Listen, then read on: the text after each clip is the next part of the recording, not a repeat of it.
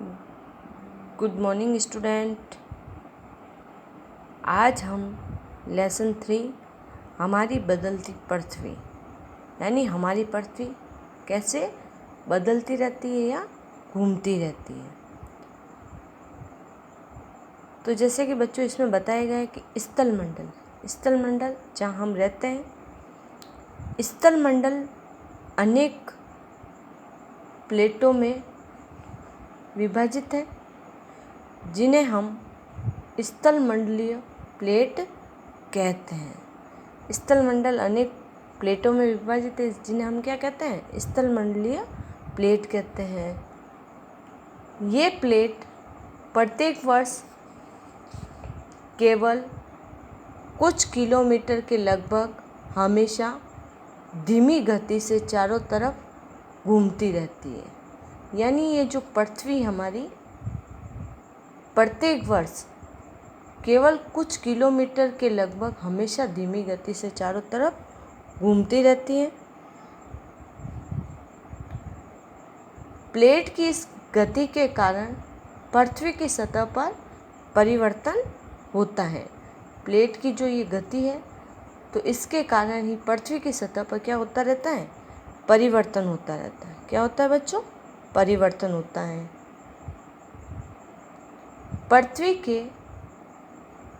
अंतर्जनित बल और बहिर्जनित बल के कारण ये गतियाँ उत्पन्न होती हैं। पृथ्वी के अंतर्जनित बल और बहिर्जनित बल के कारण ये गतियाँ उत्पन्न होती हैं।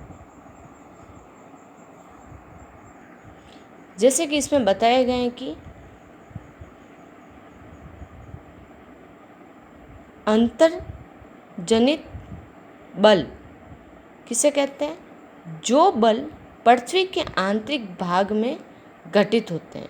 जो पृथ्वी के आंतरिक यानी अंदर वाले भाग में घटित होते हैं उसे अंतर्जनित बल या एंडोजेनिक फोर्स कहते हैं। क्या कहते हैं बच्चों? एंडोजेनिक फोर्स कहते हैं।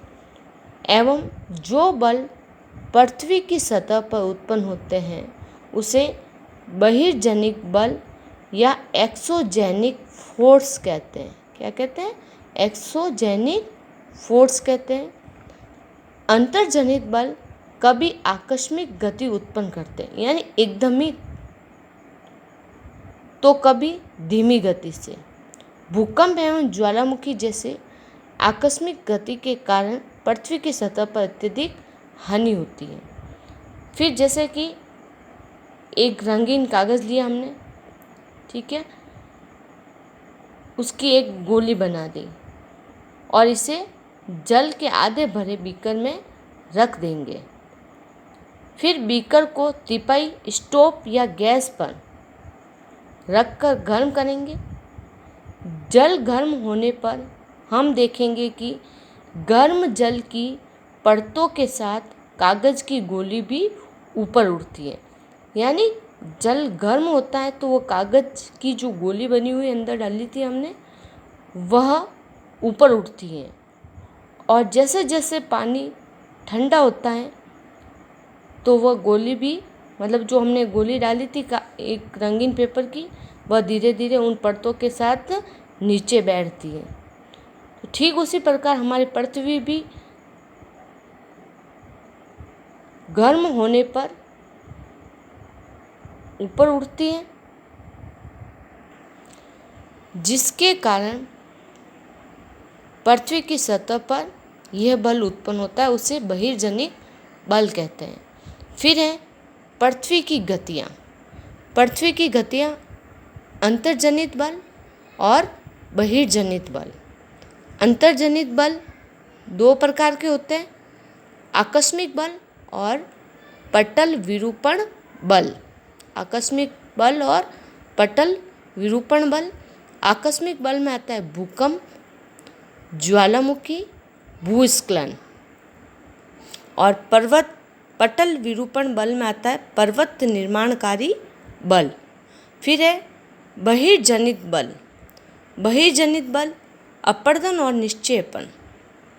इसमें नदी या बहता हुआ जल, पवन, समुद्री तरंग, हिमनद।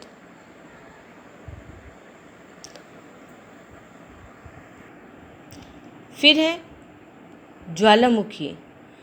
ज्वालामुखी भूपटल पर खुला एक ऐसा छिद्र होता है जिससे पिघले हुए पदार्थ अचानक निकलते हैं।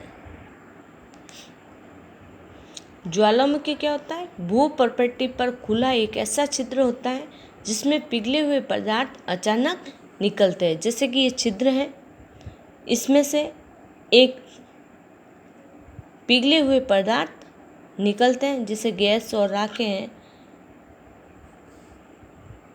फिर है स्थल मंडल प्लेटों की गति करने पर पृथ्वी की सतह पर कंपन होता है। स्थल मंडलीय प्लेटों की गति करने पर पृथ्वी की सतह पर क्या होता है? कंपन होता है। ये कंपन पृथ्वी के चारों ओर गति करता है। ये कंपन पृथ्वी के चारों ओर गति करता है। इस कंपन को भूकंप कहते हैं। यानी स्थलीय मंडल प्लेटें की गति करने पर पृथ्वी की सतह पर कंपन होता है, यानी धरती पृथ्वी हिलती है। ये कंपन पृथ्वी के चारों ओर गति कर सकता है। इस कंपन को हम क्या कहते हैं? भूकंप कहते हैं। भूपर्पटी के नीचे वह स्थान जहाँ कंपन आरंभ होता है वह क्या कहलाता है? उद्गम केंद्र कहलाता है। क्या कहलाता है बच्चों? उद्गम केंद्र। भूपर्पटी के नीचे वह स्थान जहाँ कंपन आरंभ होता है वह उद्गम केंद्र कहलाता है। उद्गम केंद्र के भू सतह पर उसके निकटतम स्थान को अधिकेंद्र कहते हैं। जो ये उद्गम केंद्र है, उद्गम केंद्र के भू सतह पर इसके निकटतम स्थान को क्या कहते हैं? अधिकेंद्र कहते हैं। अधिकेंद्र से कंपन बाहर की ओर, जैसे कि इस चित्र में बताया गया है कि ये उद्गम स्थल है, यहाँ से पास वाले स्थान अधिगम केंद्र है। यहाँ से कंपन बाहर की ओर तरंगों के रूप में गमन करती है, यानी तरंगों के रूप में बाहर आती हैं। अभिकेंद्र के निकटतम भाग में सर्वाधिक हानि होती है एवं अधिकेंद्र से दूरी बढ़ने के साथ भूकंप की तीव्रता धीरे धीरे कम होती है। यानी अधिकेंद्र के निकटतम भाग में, यानी इसके जस्ट पास वाले भाग में हानि होती है, और अधिकेंद्र से दूरी, यानी अधिकेंद्र से दूर स्थान पर भूकंप की तीव्रता धीरे धीरे क्या होती है? कम होती रहती है। जैसे कि एक उदाहरण के तौर पे इसमें बताया गया है कि हम एक बर्तन लेंगे, उसे जल से भरकर ढक्कन से बंद कर देंगे। यानी बर्तन लिया, उससे जल से भर दिया और बर्तन उसके ऊपर ढक्कन दे देते हैं। फिर जल गर्म करने के लिए रख देते हैं। फिर उस ढक्कन के ऊपर कुछ मटर, चम्मच, मोती रख देते हैं। जैसे जैसे पानी का उबाल आता है तो वस्तुएं क्या होती है? हिलने लगती है। क्या होती है? वस्तुएं हिलने लगती है। जो वस्तुएं ढक्कन के ऊपर रखी हुई हैं उनमें कंपन होने लगता है। दाने नीचे जाते हैं और चम्मच के कंपन से ध्वनि उत्पन्न होती है। तो इसी भांति भूकंप आते हैं, पृथ्वी में कंपन उत्पन्न होने लगता है। जैसे कि गुजरात के भुज में भूकंप के झटके आए थे 26 जनवरी 2001 को। तो वह भूकंप मापने के यंत्र को कहते हैं रिएक्टर स्केल। क्या कहते हैं बच्चों? Richter scale. रिएक्टर स्केल के द्वारा ही भूकंप की तीव्रता मापी जाती है। तो जब 26 जनवरी 2001 को गुजरात के कच्छ में भूकंप आया था तो उसको नापा तो 6.9 की तीव्रता वाला भीषण भूकंप था। मतलब बहुत ही तीव्र गति वाला। स्थानीय लोग कुछ सामान्य तरीकों से भूकंप की संभावना का अनुमान लगाते हैं, जैसे जानवरों के व्यवहार का अध्ययन, तालाब में मछलियों की उत्तेजना, सांपों का धरती पर आना, ये सब किसके हैं? भूकंप की संभावना का अनुमान लगाते हैं। तो अब मैंने बताया आपको, भूकंप मापने के यंत्र को क्या कहते हैं बच्चों? रिएक्टर स्केल कहते हैं। क्या कहते हैं? Richter scale.